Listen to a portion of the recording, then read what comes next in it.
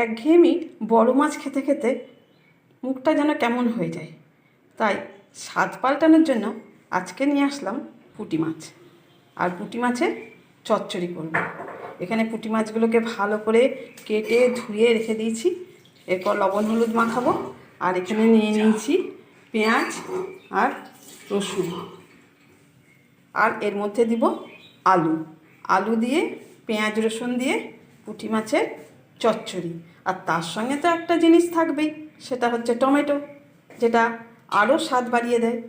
তো বন্ধুরা চলো আজকে পুঁটি মাছের চচ্চড়ি খাই আমরা। লবণ দিয়ে দিয়েছি, এবার হলুদ দিয়ে পুঁটি মাছটাকে মাখাবো।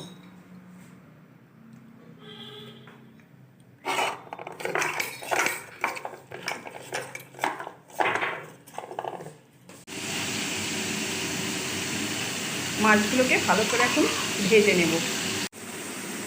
এখানে আলুগুলোকে সরু সরু করে কেটে রেখেছি, ভালো করে ধুয়ে জলে ভিজিয়ে রেখে দিয়েছি।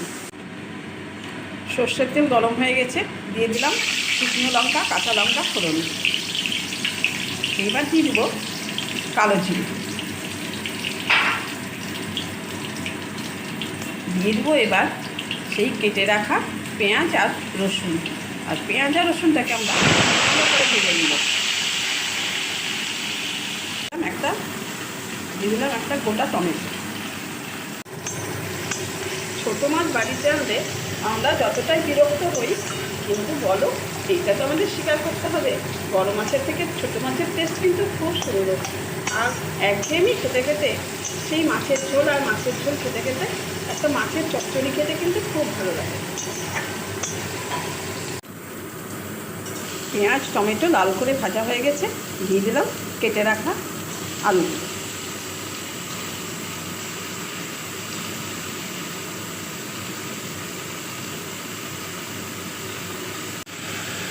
দিয়ে দিলাম রঙের জন্য হলুদ,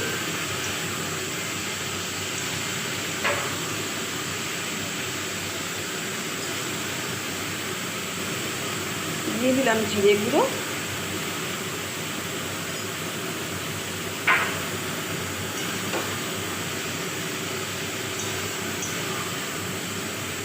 দিয়ে দিলাম ধনে গুঁড়ো,